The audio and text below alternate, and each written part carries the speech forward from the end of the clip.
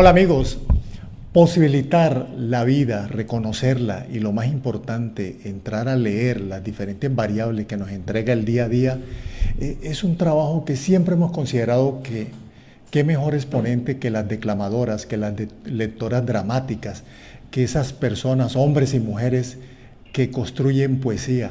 Hoy tenemos una invitada grande que sabe para qué es la declamación, cuál es la fuerza de su voz.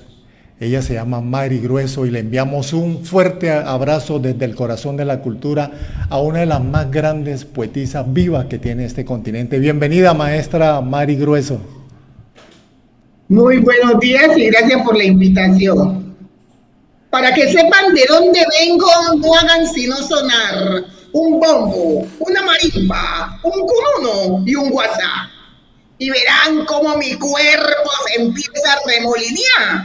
Mis pies se menean solo y ahí mismo voy a buscar un pañuelo de camarones y una mampucha de calamar y me muevo con la cadencia de una palmera del mar. Cuando mi sangre repica a gritos, que viene de África ancestral, nacida en América, en el Pacífico litoral. ¿Cómo está usted? Bravo, maestra. Qué ¿Me está gusto escuchando tenerte. bien? Sí, bien, maestra. Qué gusto tenerte con nosotros, Mari Grueso, en Cultura, que la emitimos desde el suroccidente de Colombia, desde la Q Digital. Mari, ¿cómo ha sido ese proceso, esa línea de tiempo donde Mari tiene una raíz hermosa que es la educación, la pedagogía, la docencia? ¿Primero llegó la docencia antes que la poesía? ¿O primero fueron los padres que te fueron inculcando el tema poético? ¿Cómo ha sido esa dinámica, ese manejo de esa línea de tiempo, Mari? Bueno, es un proceso, digamos, metodológico. Porque primero, mi mamá le gustaba mucho la poesía. Y yo le escuchaba declamar poesía. Después, los profesores. Yo recuerdo el primer poema que me dieron cuando estaba en preescolar, que ese poema nunca me he podido olvidar. Yo con 4 años y decía que, manecita rosadita, muy despierta, yo te haré para que hagas buenas letras y no manches el papel. Entonces yo desde allí vengo con la poesía. Pero ya en el bachillerato encontré un profesor que se llama Luis Ángel Ledesma, mi profesor de literatura, y él es poeta en Guapi. Él es de Guapi y es poeta. Y entonces él nos inculcó el amor por la poesía. Nos ponía a leer a muchos autores, pero cada semestre teníamos que aprendernos por lo menos cada bimestre, sí, cada 2 meses. Teníamos que aprender por lo menos unas 4 o 5 poesías y aprender a declamarla. Entonces, eso hizo afianzar mi amor por la poesía, que venía desde la casa, porque mi mamá decía poesía cuando estaba haciendo los oficios. Y luego ya él empezó a afianzar eso. Y bueno, mi amor por la poesía viene desde allá, desde mi casa y desde los primeros días de mis tiempos en el colegio, en la escuela digo, y luego en el colegio. Mari, en estas últimas semanas hemos estado hablando mucho de la importancia que tienen las influencias literarias en los escritores, sobre todo por el tema del lanzamiento de la novela póstumo de Gabriel García Márquez. Hemos enfatizado este tema. En el caso tuyo, ¿cuáles fueron esas primeras obras literarias que te puso el profesor Ledesma y que de cierta forma se han convertido en tu motor de impulso, en tu influencia más importante? ¿Cuáles fueron esos primeros poetas o escritores de prosa que influyeron en ti, Mari? Bueno, el profesor Ledesma nos ponía poetas de diferentes órdenes, pero Pablo Neruda fue el que más más me influyó en mí, el que más me gustó. También nos ponía de Guillermo Valencia, José Asunción Silva, el parnasianismo, entre ellos dos. Entonces, había muchos autores, Rubén Darío, pero Mari, a mí el que... de los poetas negros, ¿quiénes? Tal vez Jorge Artel logró aparecer en esa época inicial de Mari Grueso como escritora. Pareció Candelario Beso. Ah, Qué perfecto. triste que está la noche, qué triste está. Hermoso. No hay en el cielo una estrella. Llorar, llorar. Ese fue el primero que apareció, que el profesor Luis Ledesma nos habló de él y nos enseñó ese poema. Entonces, ese y luego apareció Miguel A. Caicedo, ¿no? Del Chocó. Y mi mamá decía mucho un poema de César Conto, que también es chocuano. Grande. Y entonces también conocía a ese poeta chocuano. Mari, en esa primera etapa de tu vida literaria, ¿recuerdas los poemas, tus primeras incursiones poéticas cuando eras una niña? ¿Qué fue lo primero que empezaste a escribir, que te llamó la atención? Bueno, había muchos poemas en ese momento, pero me llamó mucho la atención A solas de Ismael Enrique Arciniegas, que mi mamá, pues ese se lo doy primero a mi mamá. ¿Quieres que hablemos? Está bien, empieza. Habla mi corazón como otros días, pero no, ¿qué dirías? ¿Qué pudieras decir a mis tristezas? No intentes disculparte, todo es vano. Ya murieron las rosas en el huerto, el campo verde lo secó el verano. Mi fe en ti, como mi amor ha muerto. Ese de Ismael Enrique Arciniegas, que yo creo que fue el primero que me aprendí desde mi casa. Mi mamá lo decía todo el tiempo y entonces me lo aprendí. Igual de Pablo Neruda, ¿no? El profesor nos ponía a aprender muchos poemas de él. Del fondo de ti ya arrodillado, un niño triste como yo os mira. Sí, entonces, o la canción Desesperada, los 20 poemas de amor y la canción Desesperada de Pablo Neruda. Mari, es imposible estar contigo y no traer a esta mesa poética a dos grandes de la declamación que al lado tuyo constituyen como ese frente, esa primera línea maravillosa de la declamación, sobre todo de temas afro, María Teresa Ramírez y Dora Alessandra Pinto de Izquierdo, tus grandes amigas. ¿Por qué hay tanto sentimiento de gratitud para con estas tres mujeres? Por cierto, este año cumplimos los 10 años que se entregó la Biblioteca a la Lectura Nacional, que lleva el nombre de Dora Alessandra y queda aquí en la ciudad de Palmira.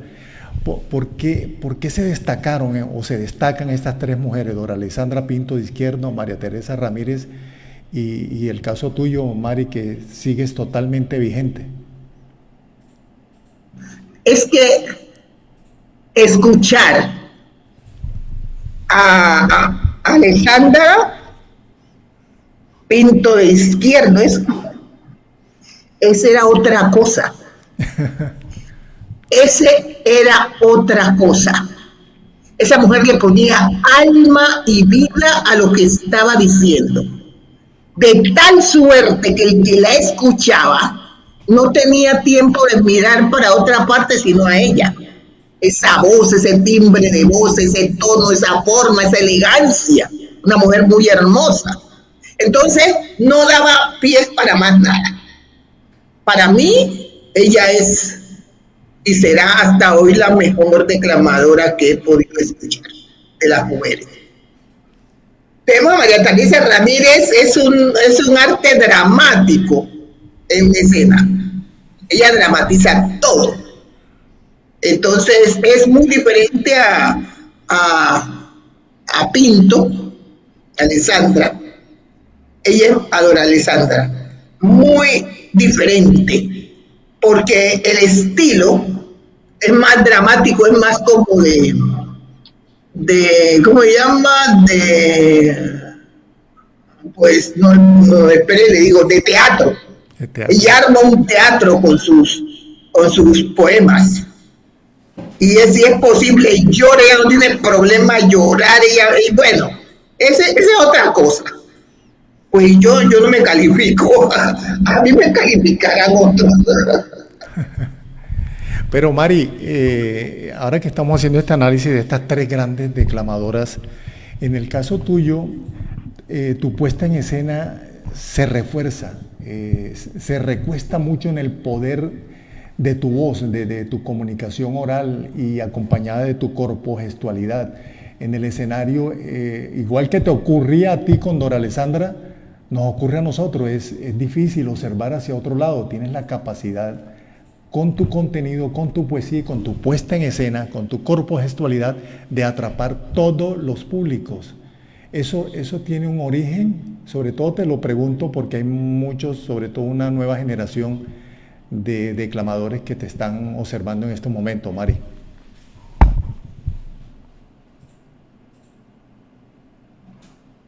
A uno nos dan las técnicas de cómo se declama y ya ese carisma, ese necesita cierto don, el carisma que hace que la gente lo mire a uno y esté pendiente de cada movimiento que uno hace, para no darle espacio al escucha a que tenga que estar mirando para otra parte. Es palabra, es gesto, es que habla uno con el cuerpo, con la mirada, con todo. Entonces, hace que el que nos está mirando no tenga tiempo de mirar para otra parte, porque yo me pongo a mirar algunas fotos que yo tenía un fotógrafo que cuando yo iba a declamar él se iba a tomarme fotografía, tomaba tanta fotografía porque decía que mi cara hacía unos cambios increíbles en un solo poema. Entonces tomaba fotos así cercanos y diferentes, cada segundo estaba tomando una foto porque decía que cada segundo yo cambiaba el rostro. Entonces, bueno, el escucha o el que me está mirando está poniendo cuidado a lo que digo y está poniéndole cuidado también a mi géstica. Eso es, no sé, eso es algo que lo hace uno de una forma natural.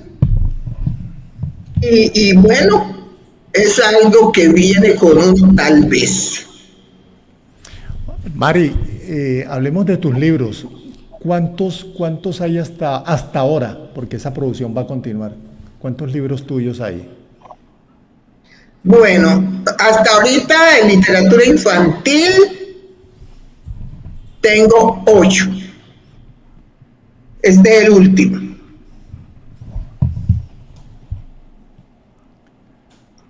Este es un libro de literatura infantil que se llama Abuela se vuela Nuna y está publicado por Panamericana Editores. Entonces, ese es el último y este es el número 8. La literatura infantil ha sido uno de los fuertes tuyos, ¿no?, que has abordado a lo largo de tu trabajo literario. Y bueno, en Colombia la literatura infantil ha sido trabajada, abordada por maestros. Recordamos a quien quizás es icónico a nivel de las letras infantiles como Jairo Aníbal Niño. Pero resulta que hay una generación de mujeres, entre las que tú te encuentras, Mari, que ha trabajado el tema de la literatura infantil. ¿Qué tan, no digamos fácil, pero qué tan viable es abordar el tema? Y lo más importante, que los niños lo lean y lo entiendan y lo interioricen, Mari. es un trabajo, otro trabajo bastante metodológico, no es nada fácil. Yo empecé a escribir literatura infantil como maestra, que estoy viendo que está repitiendo la misma situación. Cuando yo era niña, leíamos a la Caperucita Roja, los cuentos de los hermanos Grimm, y después empezamos a leer a Rafael Pombo, con la pobre viejecita que no tenía nada que comer. Qué pecado con esa mujer. No. Y al gato bandido, al pescador ese que pesca y no pesca nada en un balde y nada que cogía nada, ¿no? Entonces, todos esos cuentos era lo que manejábamos en su momento. Y yo digo, esto era lo que yo me enseñaron cuando yo estudiaba, desde niña, desde la primera infancia. Vengo a ser maestro y a estudiar y a enseñar lo mismo, no puede ser. No se encontraban cuentos de niños negros ilustrados por ninguna parte. En la universidad fue que vi el primer libro donde había una niña negra, que de esa, ¿cómo se llama el cuento? De Alicia Machado, de Brasil. Es la niña, ¿cómo se llama el cuento? No me acuerdo ahora por el momento, pero una niña negra que aparece en la imagen, en la parte exterior, ¿cómo se llama? Bueno, entonces con un conejito, la niña negra, ¿cómo se llama ella? Bueno, de Alicia Machado. Y entonces la niña bonita es el título, La niña bonita, de Alicia Machado, una escritora brasilera. Pero en sí, habían cuentos, pero los cuentos no estaban ilustrados. Yo necesitaba que los niños negros se vieran en textos donde ellos eran protagonistas y que los que no fueran negros leyeran los cuentos de niños donde los negros eran los protagonistas. Entonces, desde el aula, empecé a escribir textos donde mis alumnos eran los protagonistas del cuento. Los nombres de ellos eran los que iban en el cuento. Todo eso me llevó a que mis alumnos fueran excelentes, porque todos querían ser los protagonistas de mi obra. Así es que esa vez la Secretaría de Educación Departamental de Cali fue en el 2010.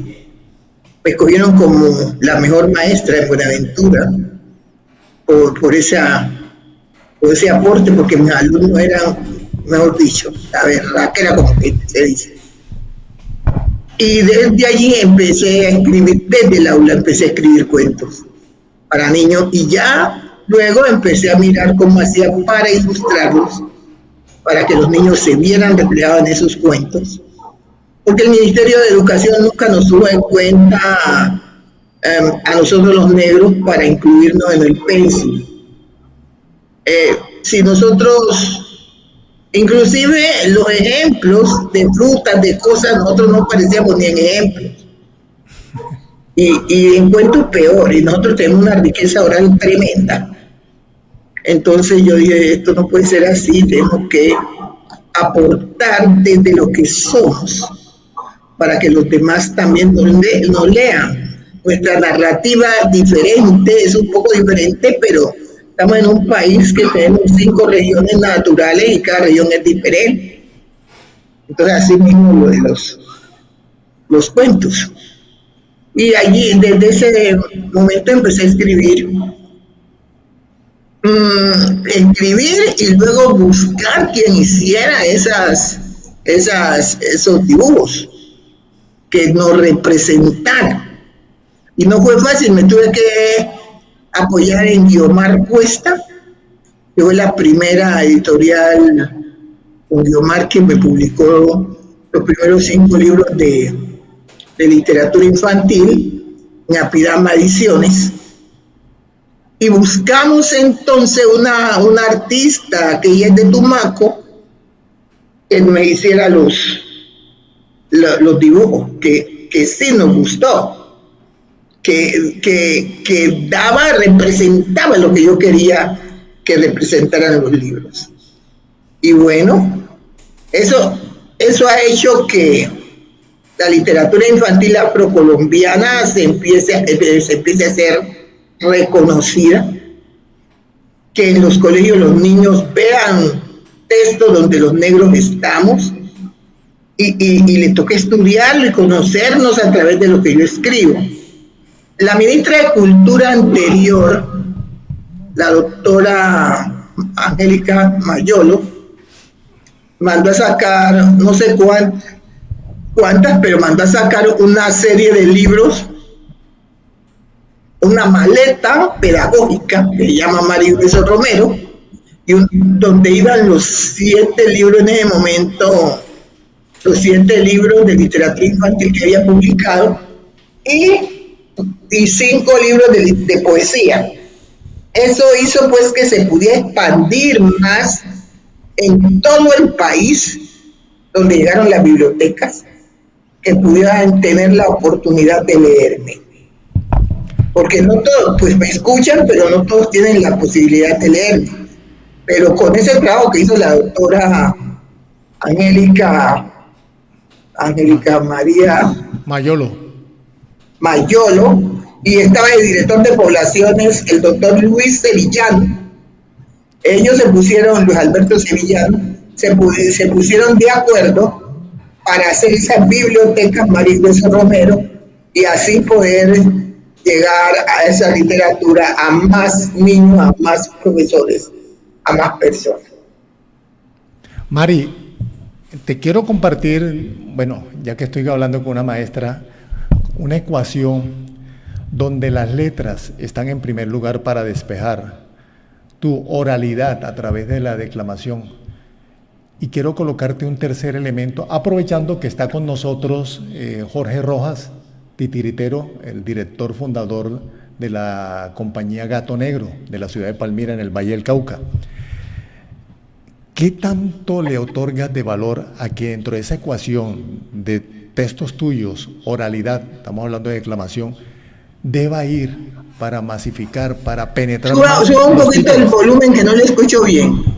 ¿Qué tanta importancia tiene incluir dentro de la oralidad tuya, dentro de la creación de tus textos, el tema de los títeres, de las artes escénicas, del teatro, Mari?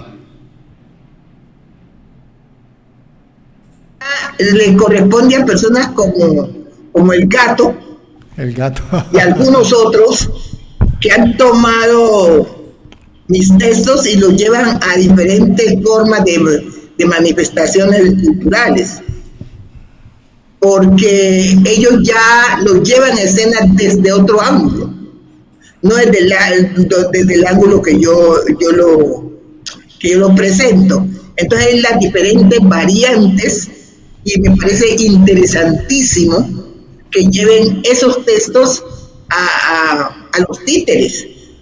Como llevan las poesías, las llevan a música. Yo fui allá a la zona bananera, como se llama, allá cerca ya para ir para Panamá, y me va saliendo que un homenaje me estaban haciendo, y resulta que ese era el plato preferido.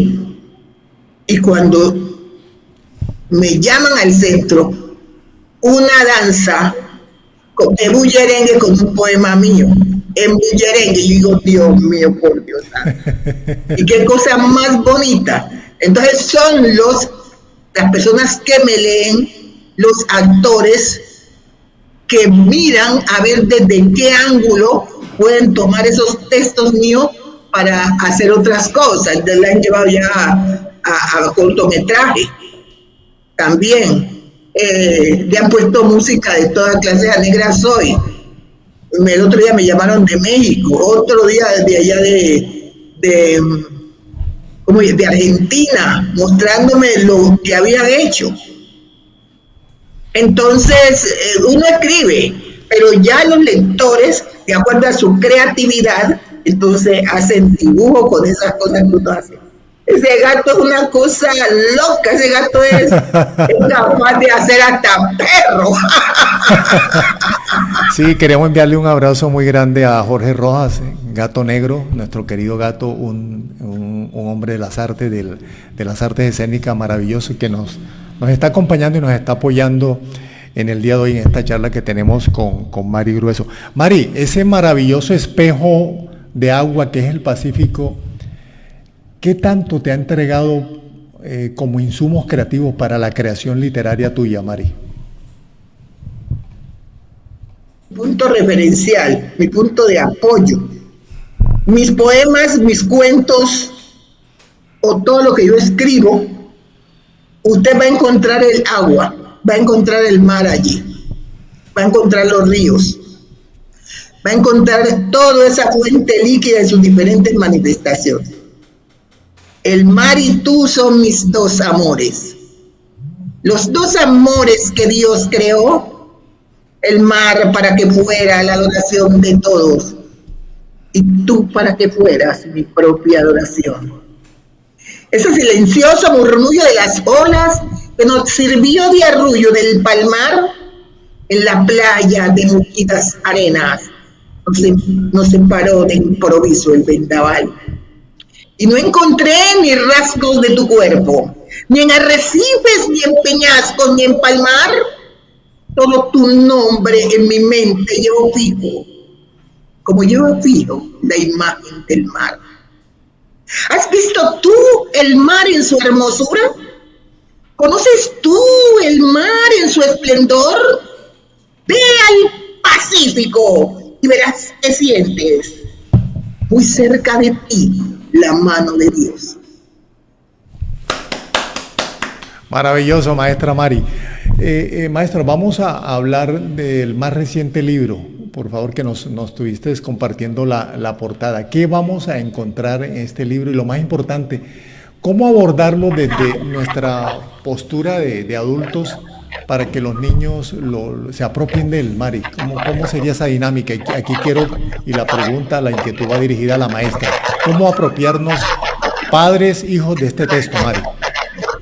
Bueno, mi último texto, Abuela se fue la luna. El mismo título nos está diciendo que nos remite a los niños de primera infancia, a prácticamente los niños desde que nacen. Este libro está hecho teniendo en cuenta que nosotros necesitamos desde que nacemos el amor. Y lo necesitamos, y los mayores, las abuelas, tenemos que enseñarle a nuestros nietos a amar. Hay que hacer esa conexión entre abuela, nieto, mamá, papá, que son los familiares más cercanos que tiene el niño cuando está en sus primeros tiempos. Entonces, aquí en este libro van a encontrar esa relación abuela-nieto que nosotros, por ejemplo, las mujeres negras, queremos mucho a nuestros nietos. Los nietos son parte de nuestra existencia. Nosotros los cuidamos, le hacemos mimos, de todo. La mamá se puede ir a trabajar tranquilamente, que uno no tiene problema agarrar su nieto y estar con él. Se siente feliz de poder ayudarle a la hija. Y mientras tanto también disfruta el estar con su nieto. Entonces, en este libro, lo que yo hago es esa conexión que debe haber y que tenemos que fundamentalmente gastarle tiempo, porque es que resulta que las abuelas ya no están como los papás que andan corriendo buscando que, como quien dice, que el futuro de ellos y el de los hijos, trabajando más de la cuenta. Ya las abuelas, en su mayoría, porque todavía pues algunas trabajan o trabajamos, pero ya no corriendo tanto porque ya corrimos, entonces ahora estamos más bien despacio. Entonces podemos dedicarle más tiempo a nuestros nietos, cargarlo, arrullarlo, hacerlos dormir. Es tan rico que uno empieza a cantarle para que duerman en una mecedora, como es de este caso del libro. La abuela lo coloca en la mecedora y empieza a cantarle.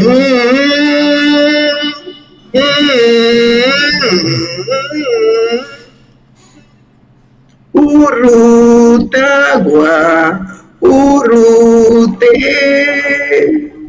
niño lindo, no llore.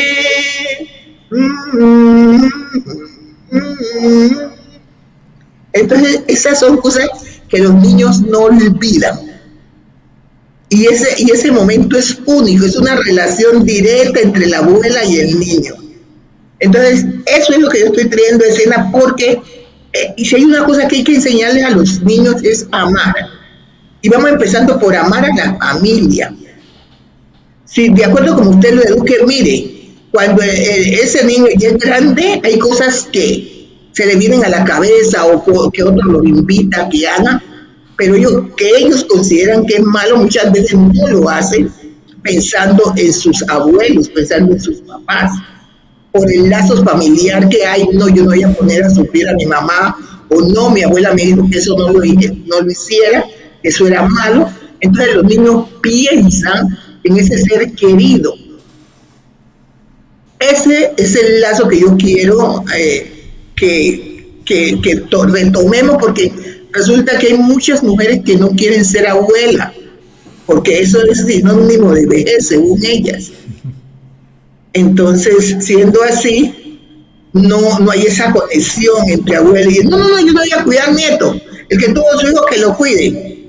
Necesitamos que cada uno tome su rol. Entonces aquí aparece la abuela y el niño. Hay una charla entre la abuela y el nieto, porque resulta que el niño ve a la luna en un pozo de agua. Entonces viene y le dice que abuela, que allá está la luna. Está la nuna. Y la abuela dice, ¿pero qué es eso?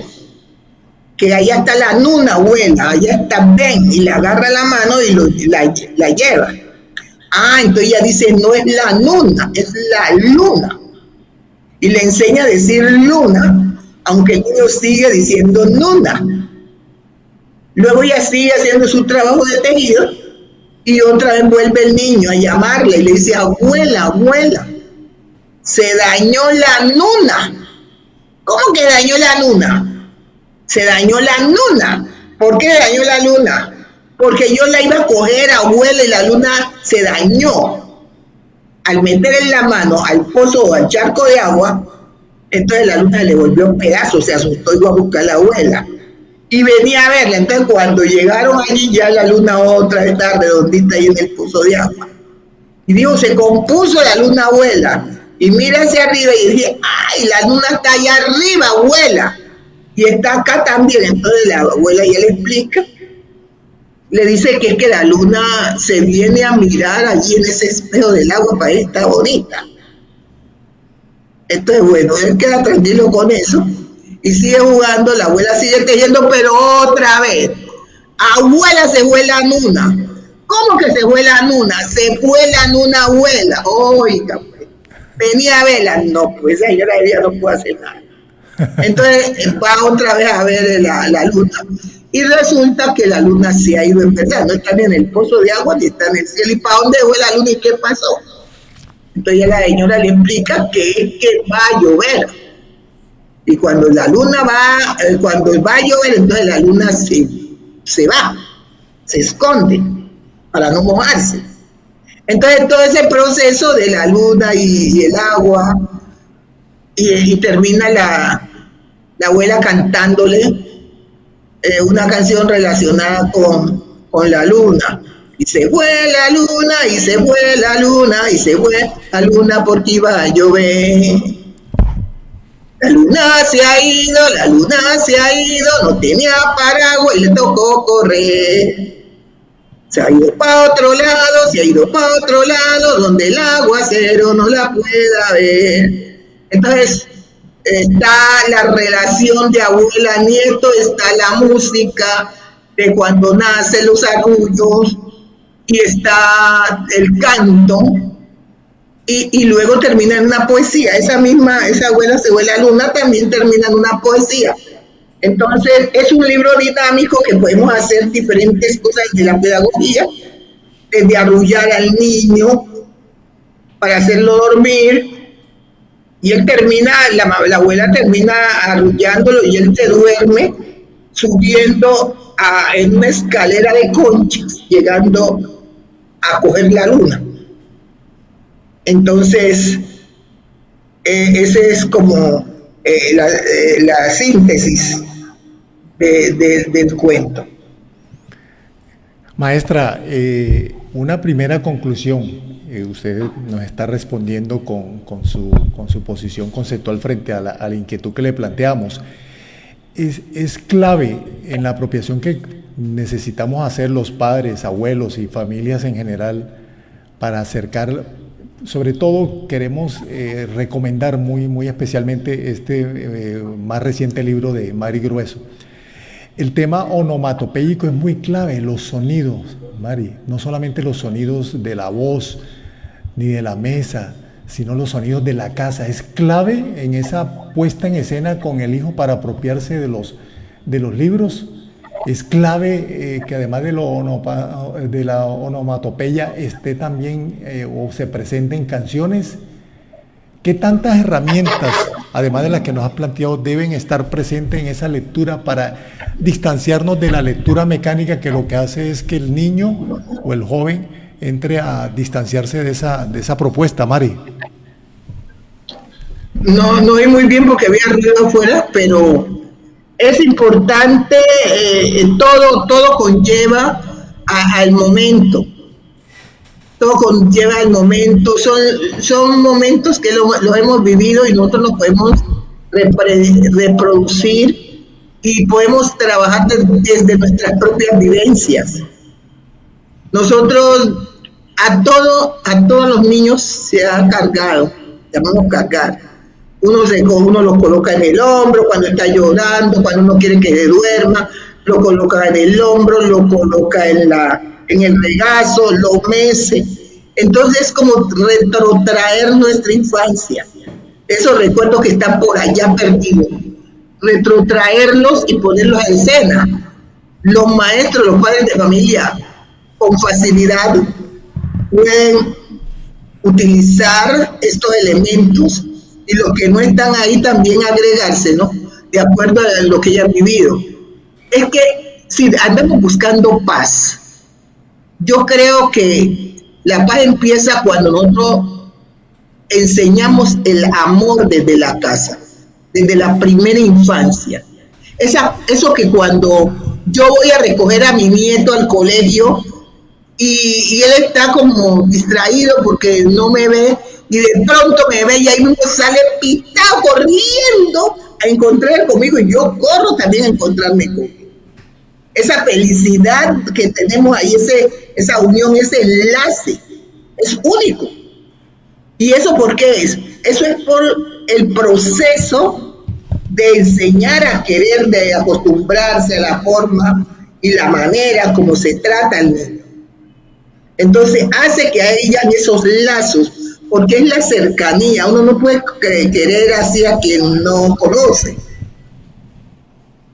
Ahora, pues uno a través de estos medios, al no poderse ver, pues a estos medios le sirven a uno, pero como uno lo ha tenido directo, el cariño se lo ha demostrado directamente, entonces los niños aprenden a querer a sus abuelos, a su mamá, igual uno también. Esa felicidad de cuando uno los va a traer, ay Dios mío, el que corre más pues para encontrarse y darse el abrazo, cogerle uno del bolso y cogerlo de la mano o cargarlo de acuerdo a la edad que tenga. Entonces eso se va enseñando, y eso en última redunda en el problema de la paz, como le decía anteriormente. ese niño que se le ha dado amor, que ha aprendido a amar, que ha aprendido a devolver de la misma manera que le da, ese difícilmente va a cometer errores, a menos que pues no haya otra salida, porque siempre va a estar pendiente en no hacer sufrir a los seres queridos. Ay, yo hago eso y mi abuela, mejor dicho, se muere. Porque por esa relación, por ese núcleo, por ese nudo, por ese enlace, por ese hilo conductor que hay de la abuela al nieto, o de la mamá al hijo, no sé quién haga todo eso, pero las abuelas somos importantes de esta situación. Entonces, este libro le está dando ese poder a las abuelas, que retomen esas cosas, que no se pongan, que porque están joven, que no quieren saber de que le digan abuela, porque es que les hace viejos los años, pasan y esos, ni porque usted diga que no los tiene, los tiene. Entonces, no nos privemos de ese momento, no nos privemos de ese cariño, de ese amor, de dar y recibir al mismo tiempo.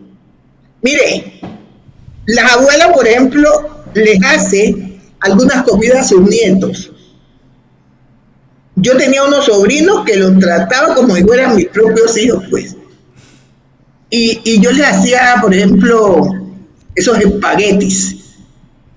Y añoraban esos espaguetis, o esas masitas, o esas hojaldres. Porque, ay no, yo me voy para mi tía Mary para que me haga unos hojaldres. Dentro de ellas hay una que, ya siendo una doctora en medicina, llevó el novio a Buenaventura. ¿Para qué? Para que yo le hiciera unas hojaldres, porque me decían que esas hojaldres que yo hacía eran increíbles. Mire, esos son esos benditos lazos que se hacen, que uno no los puede desatar. Cuando se dicen fechas como Semana Santa, como diciembre, uno quiere estar al lado de sus seres queridos. Esos no son momentos de pasar solo el que, porque, bueno, uno no se puede apegar a nadie, tiene que ser independiente. No. En diciembre uno busca a su familia, que es la cena navideña, esa reunión familiar es una cosa única. En Semana Santa, esas comidas. Sí, se une la familia, busca el espacio. ¿Por qué? Por la costumbre. Dice una canción que la costumbre vale más fuerte que el amor. Entonces tenemos que, esos son los lazos que debemos crear en nuestra familia, en nuestros alumnos, que en última viene siendo parte de la familia extendida. Yo tengo alumnos que me quieren y yo los quiero como si fueran mis hijos, como si fueran mis nietos, como si fueran alguien de la familia extendida que tenemos los negros, que son felices cuando me ven, es como si vieran a la mamá. Y si yo necesito algo, ellos vuelan, ahora que ya están en posiciones de las que los cambios generacionales que da la vida. Yo llego donde están ellos y ellos vuelan a servirme.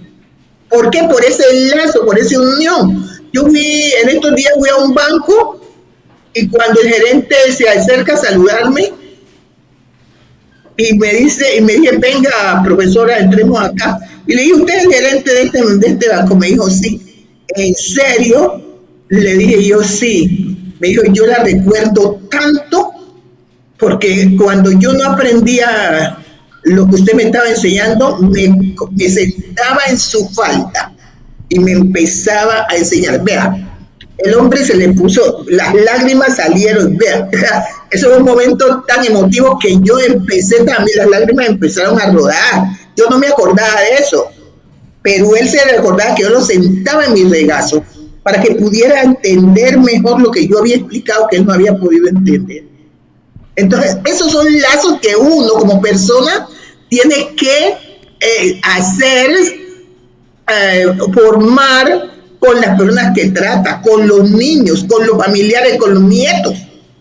Esos niños que para que después cuando sean grandes tengan esos recuerdos bonitos, recuerden esas enseñanzas para que por favor no hagan cosas que no deben hacer. La gente piensa, ay no, seguro que mi mamá o que mi papá, esa persona que más quiere, no me va a ver en esto porque eso lo mata. Y entonces recapacita. Hay que Mari, dar mucho amor.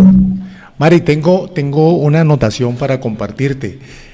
A raíz de un estudio que hizo la Cámara Colombiana del Libro, creemos nosotros que desfasado en un porcentaje bastante amplio, habla que Colombia es un país de lectores hasta de un 80%. Creemos que una fórmula para hacer que esas cifras sean reales es interiorizar esta fórmula que tú o esta propuesta que tú vienes trabajando desde tu literatura infantil y que tu amiga, tu gran amiga, la maestra Dora Alessandra Pinto de Izquierdo, gran declamadora, tenía, y te comparto también eso, mi querida Mari. Dora Alessandra decía, una forma de llegar a que los niños se apropien de la lectura es manejando la distancia térmica, tocándolo con la palabra, tocándolo con el verbo, con el adjetivo, amándolo. Qué rico ver que hay una coincidencia entre estas dos grandes de la literatura colombiana, Mari. Por eso éramos amigas, porque teníamos algo en común. Además de la declamación teníamos otras cosas, la sensibilidad. Esa manera de los niños para mí y para ella era fundamental. Y es que los niños tienen que leer porque eso amplía su horizonte y despierta su creatividad. Necesitamos niños creativos, pero para que sean creativos ellos también tienen que leer. Y a partir de lo que leen, entonces les sienten la necesidad de escribir, porque eso implica que a medida que van leyendo, ellos van mirando y dicen, yo le daría un giro diferente a esto, a este escrito, y buscan la manera de darle el giro. Y entonces empiezan a escribir. Y eso es otra de las cosas que es fundamental. Poner a los niños a leer cosas que sean agradables a ellos. No le podemos poner la Ilíada, la Odisea, el Quijote a esos muchachos en primaria, a menos que sea una síntesis. En bachillerato es perezoso ya leer esos libros. Entonces, si los niños uno quiere que lean, hay que ponerles a leer libros que no sean tan densos, que ellos puedan digerir con facilidad y que llamen la atención para que sigan leyendo. Mari, bueno, agradeciéndote tu compañía, estamos felices de escucharte, de observarte y dentro de muy poco vamos a tener la oportunidad de estar contigo. ¿Dónde podemos conseguir este maravilloso libro de la abuela y esas historias y esa forma y ese abordaje que tú haces? ¿Cuál es la mejor forma de encuentren Panamericana Editorial, en cualquier tienda panamericana lo encuentran. Este libro está hecho está en pasta dura y se protagonizó en Tumaco, Nariño. Estamos aquí en Tumaco. Entonces, siempre trato de colocar en mi historia lugares del Pacífico. Aquí estamos en Tumaco, Nariño, y está de noche, porque lo que yo quiero mostrar a los otros es el Pacífico. Aquí está el niño, ya se subió allá y está allí, ya está sobre la luna, está durmiendo con la luna. Y aquí están los cantos. Uruta, urute.